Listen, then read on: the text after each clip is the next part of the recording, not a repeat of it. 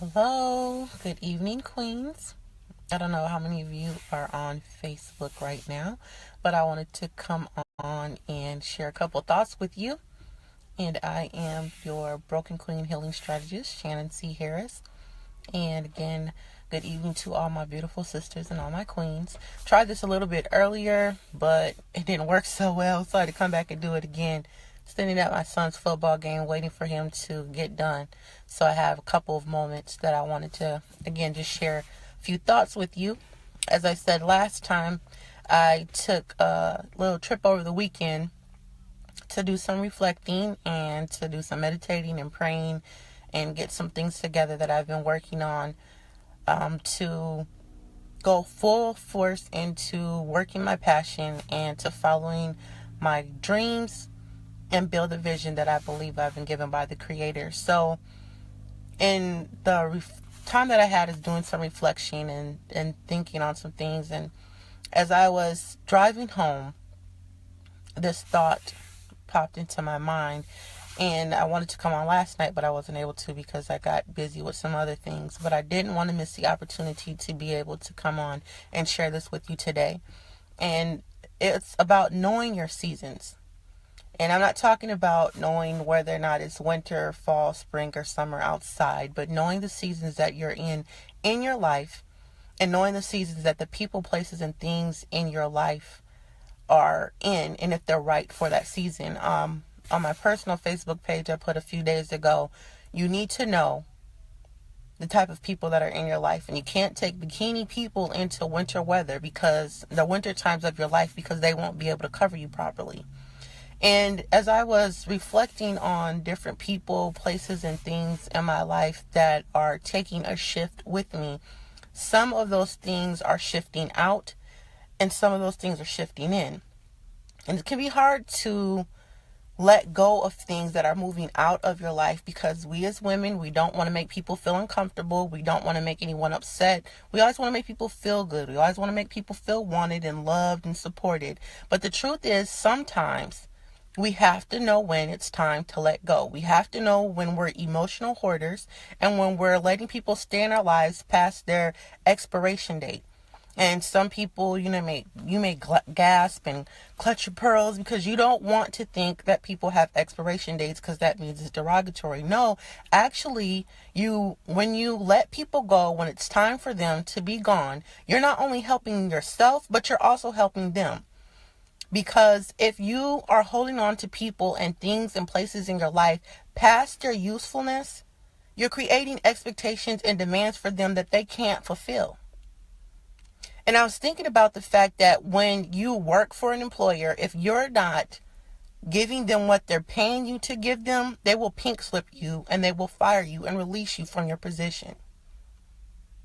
So why can't we do that to people in our lives? Why can't we fire people in our lives? How do they do it in the corporate world? They do it very nicely. They bring you in, they sit you down. Everybody's looking at you with a little smile on your face, and they say, well, I thank you for being here and being part of our company, but right now you no longer fit the vision of our company and we're going to have to let you go. So it's time that we evaluate the people in our lives, the things in our life, and the places in our lives to see if they are being of value to us where we are in our growth process. The same way that you wouldn't wear a bikini into Antarctica, or the same way that you wouldn't wear a down coat to Mexico, is the same way that we cannot allow people and things and places to stay in our lives if we're saying that we're trying to grow, that we're trying to reclaim our crown, and we're trying to get back to the point of being the queens that we know that we are. As a queen, you have the power of choice. We don't have to give our powers to other people to allow them to make the choice whether or not they want to stay in our lives. And a lot of times we do that. And when people make the choice to exit, we feel bad, even though we know it was time for them to go anyway. But it's because we didn't take the choice. We didn't make the choice, I should say, to step up in our powers and be like, listen, it's nothing personal. I don't have anything against you. It's just that right now I know that I'm growing up and you're moving sideways. And I can't allow you to take me to the place I'm not trying to go. So it's time that we as queens start to evaluate whether or not the people, places, and things in our life and our lives are helping us to elevate or they're taking away from us. And as I was saying, it's hard sometimes to be willing to let these things go. You can have somebody that's been in your life for 20 years, but their season is up. You can have someone that just came into your life 2 weeks ago and you thought that they were going to be your best friend forever or they were going to be the love of your life, but they're not helping to elevate you. And their season is up. What happens to us when we eat something? We can eat fruits, vegetables. We don't have to eat any meat. We can eat fruits and vegetables and good foods. But if you don't let go of the waste products that those good things give you, what happens? You become bloated. You become stuffed up. You feel sluggish. You don't feel good because you have to what? Release the waste from the good thing that you took in that was good at that time when you took it in. Or as the old saying goes, you have to take the meat and leave the bones. And we as women, we like to hold on to things. That's just what we do. We're gatherers. We're not really good at releasing, but we have to get better at releasing toxic things in our life. And as I was going through this process of reflection and looking at the growth that I'm experiencing, which I'm happy about, but I'm a little sad too because I'm realizing that some people, some things in my life have got to go. And if I don't release them, if I don't get into a mode of gratitude, thank the Almighty that they serve their purpose, and thank them, may not be personally, but in my prayer and meditation, I thank them for being in my life the way that they have been in my life, what they've given me, the lessons that they have taught me, the blessings that they have brought me. But then I release them to move on to the next thing because I have to do that in order to elevate. I have to do that in order to reclaim my crown and be the queen that I know I was born to be. So what I want you to take away from this is to think about where in your life you're holding on to people, places, and things that it's time for you to let go of. Do you really want what you say that you want? Do you really want to go where you say you want to go? Are you tired of living under other people's expectations?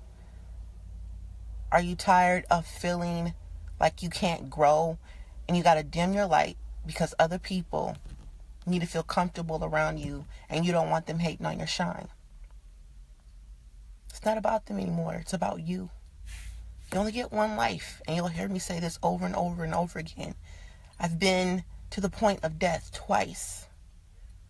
And each time it was because I was holding on to things past their expiration date. I was allowing other people to make decisions for me. I was too afraid to step into my own power. I almost died twice. And the last time that happened to me, as I lay in the hospital bed in the ICU, unable to move because I had an IV in my neck pumping blood into my body. They called Cold Blue on me.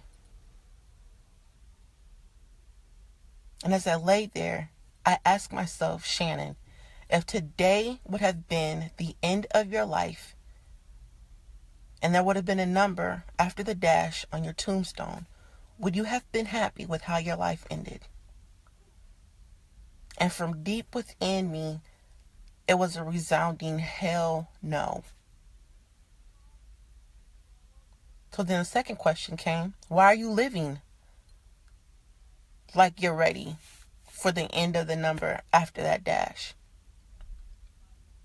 And you're living as if you would be happy, as if what you've done so far is enough. So I'm asking you the same question. Why are you living as if you'd be happy with that number being put after the dash? You have to evaluate who you're giving your power to, what you're giving your power to. There's only one person that can take that from you, and that's the Almighty. But He doesn't even want that, because he's allowed you to live one more day. So take back your power, Queen. Know your season. Know the people who are in the seasons of your life right now. Whether it's springtime, where people are helping you plant and grow.